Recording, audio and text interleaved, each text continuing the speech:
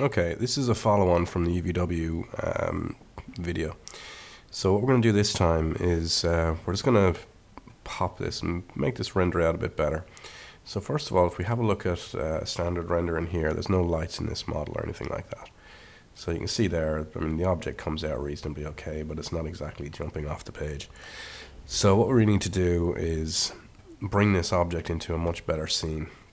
Now we can do this by creating lights and all the rest, or really we can just use a template which is provided already, which is far easier. So if you create a new file from template, I think I will save that. We'll see in this listing here you have a studio template.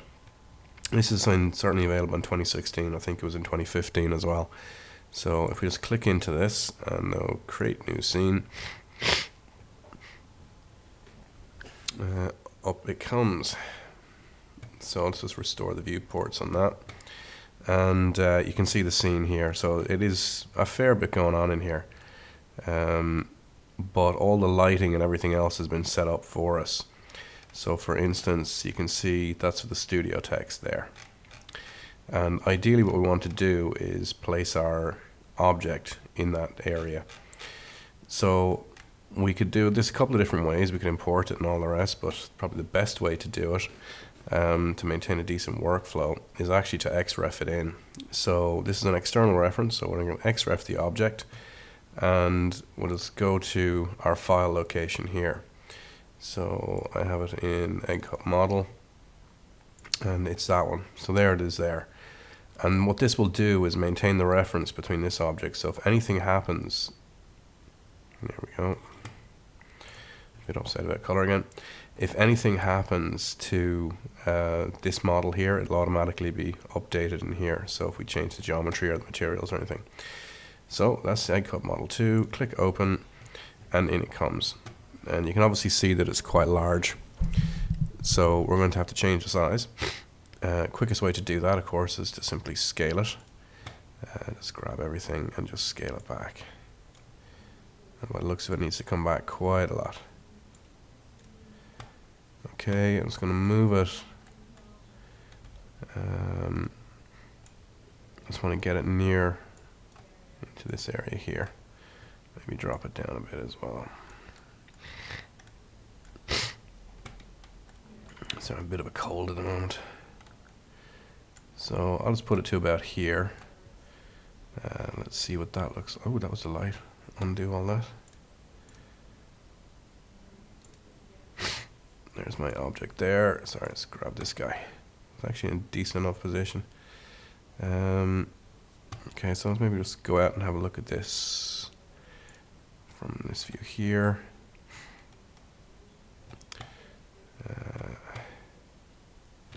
And let's pop this one over to camera. Now, this comes with two cameras, a close and a far. So I'm going to go for the close and see what it's showing me. So I don't see my object yet. So maybe if I just drop it down, there we go.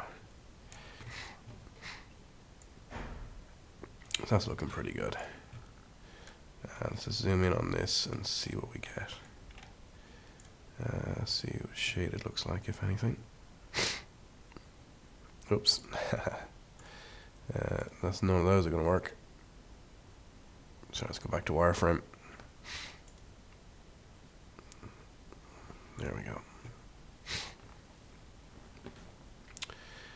Okay, size is reasonably okay, so I might just run with that. Okay, so what we're going to do is run off a render on this and just see how it comes out. I suspect it's facing backwards. Let's have a look. Alright, now I'd like to get a bit closer to the object, so I'm going to grab that's the camera close. So I'm going to go in here into camera close, go into its properties, and then just bring up the lens. So currently it's 40 mil. So I'm going to just bring up that lens size a bit. Move the object down slightly again. Perhaps rotate it. Yeah, let's have a look at the front of this thing. A little bit of movement there.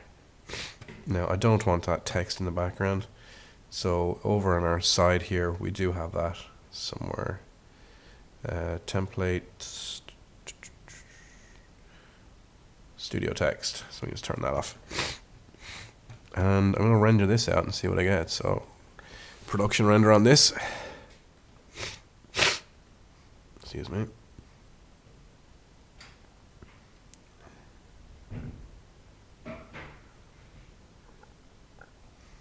So far so good.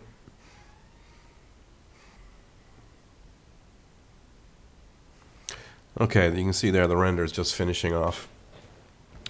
So all in all, it's not too bad. You can see the lighting is obviously much better. I think I would need to change the camera angle around this area here. That's just not looking great. But for, in comparison to previously, it's pretty good. And as I said before, any changes to the model from here on in will be reflected when you're re-rendering this. All right, thank you for watching.